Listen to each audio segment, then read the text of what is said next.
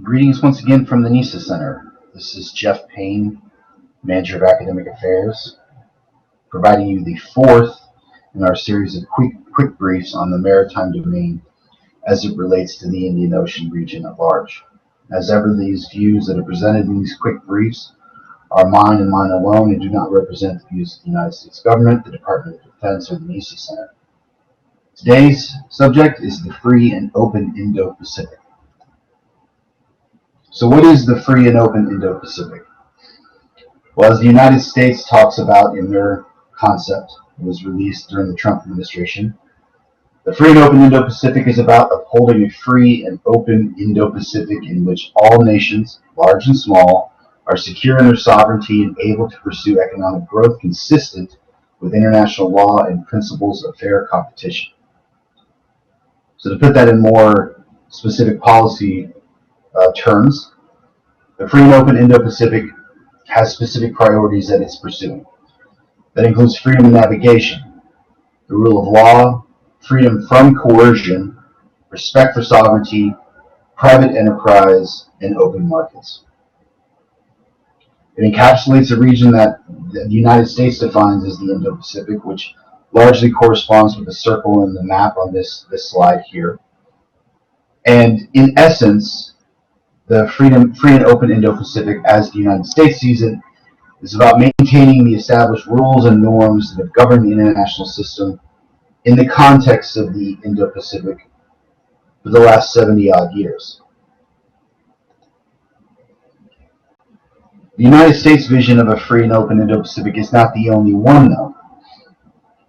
The terminology free and open Indo-Pacific has been used specifically by two other countries in a substantial way that deserve mention. The first is Japan's version of the free and open Indo-Pacific is based on a vision that merges the Western Pacific and much of the Indian Ocean region. So it goes from Japan itself through all of East Asia, that includes Northeast and Southeast Asia, and then the entirety of the Indian Ocean region, all the way to the eastern coast of Africa.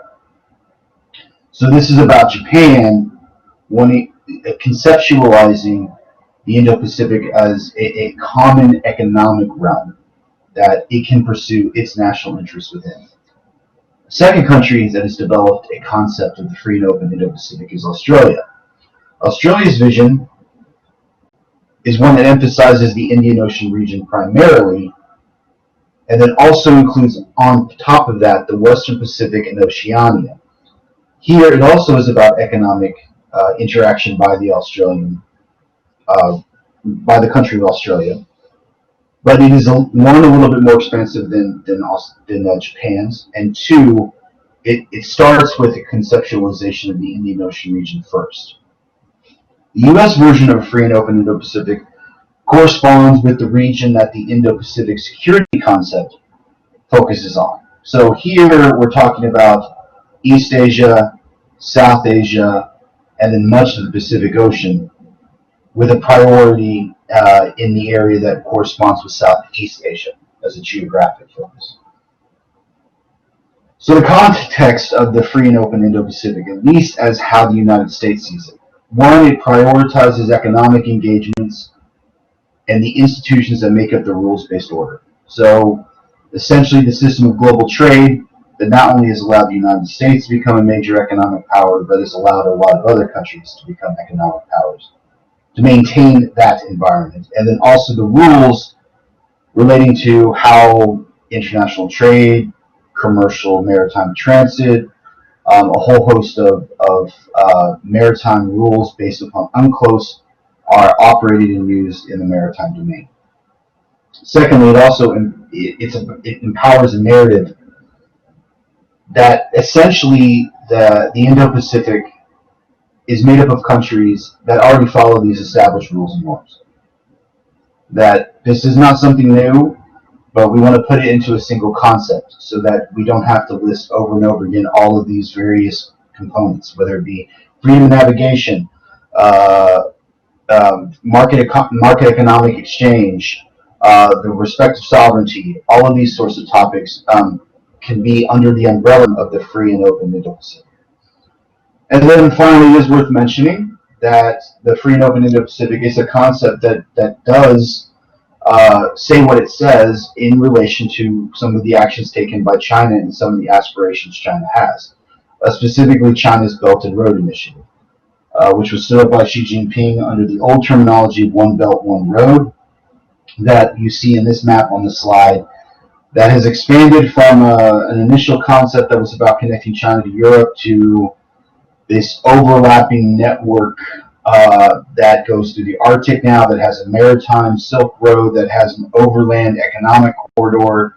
It includes a CPEC, which is the Chinese-Pakistan Economic Corridor, and a whole host of other secondary tracks. The goal of the BRI is still to connect China with Europe, but increasingly a lot of the investment China is making under this umbrella term of the BRI focuses on Asia and then Africa. So the free and open Indo-Pacific does take China into account in what it's arguing. Now, to return to the kind of theme of this series, is to ask all of you, whether it be the general public or those of you who are NESA alumni, a question. And that question today is, what does the free and open Indo-Pacific concept mean for the wider NESA region, the countries that are shown here on this slide, essentially from Morocco all the way over to Bangladesh? Does the free and open Indo-Pacific matter to you? Does it help clarify how the United States is approaching the concept of the Indo-Pacific? Does it help to understand certain aspects of competition between the United States and China, how other major economic powers are seeing the trend lines when it comes to maritime trade in the Indian as well as Pacific Ocean, specifically Australia, Japan? Or do you approach it from a completely different context? So if you're based in Jordan, how does the free and open Indo-Pacific matter to you? I'm interested in hearing those thoughts. So if you're watching this and you have some ideas, feel free to send them to us. And the way you can do it, and make it easy, you can obviously go through our homepage and reach out directly through there. Homepage is listed on this slide.